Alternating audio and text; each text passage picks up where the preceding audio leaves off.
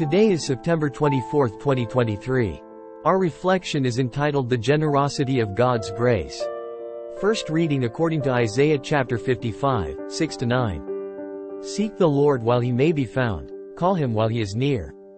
Let the scoundrel forsake his way, and the wicked man his thoughts. Let him turn to the Lord for mercy, to our God, who is generous in forgiving. For my thoughts are not your thoughts, nor your ways my ways, says the Lord. As high as the heavens are above the earth, so high are my ways above your ways and my thoughts above your thoughts. Second reading according to Philippians chapter 1, 20c to 24 and 27a. Brothers and sisters, Christ will be magnified in my body, whether by life or by death. For to me life is Christ, and death is gain. If I go on living in the flesh, that means fruitful labor for me. And I do not know which I shall choose. I am caught between the two. I long to depart this life and be with Christ, that is far better. Yet that I remain the flesh is more necessary for your benefit. Only, conduct yourselves in a way worthy of the gospel of Christ. Holy Gospel of Jesus Christ according to St. Matthew chapter 20, 1-16a. Jesus told his disciples this parable. The kingdom of heaven is like a landowner who went out at dawn to hire laborers for his vineyard.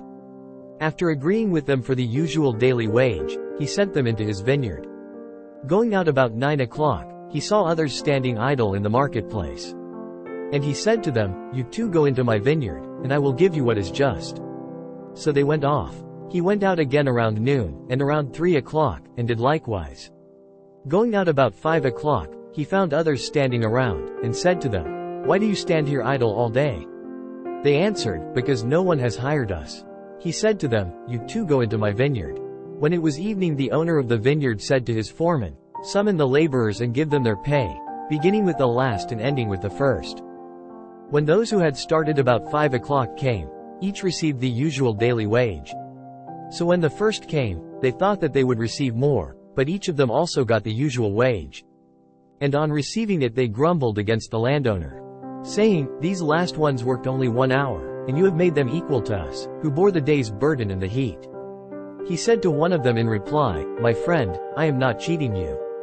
Did you not agree with me for the usual daily wage? Take what is yours and go.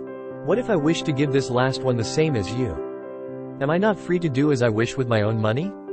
Are you envious because I am generous? Thus, the last will be first, and the first will be last." In today's readings, we are reminded of God's boundless generosity and the profound nature of His grace. The passage from Isaiah calls us to seek the Lord while He may be found and to turn to Him while He is near.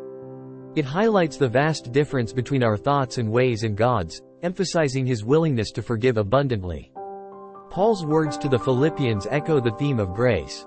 He expresses his longing to depart and be with Christ, which is far better. Yet he recognizes that remaining on earth is essential for the sake of the Philippians' progress and joy in the faith.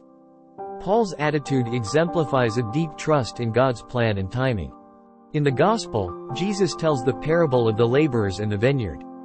In this story, we witness the landowner's remarkable generosity. He hires laborers throughout the day, from early morning to late afternoon, and pays them all the same wage, regardless of the hours worked. This parable challenges our notions of fairness and justice, revealing the extravagance of God's grace. Today, I will commit to embracing and sharing God's generosity and grace in my life. I will seek opportunities to extend forgiveness, love, and kindness to others, regardless of what I perceive as fair or just. Just as the landowner in the Gospel parable showed extravagant grace, I will strive to reflect God's limitless love and mercy in my interactions with those around me. If you found this video meaningful, I invite you to show your support by hitting the like, subscribe and share button, as this will help us reach more people with these reflections. Together, we can create a community that seeks wisdom and spiritual growth.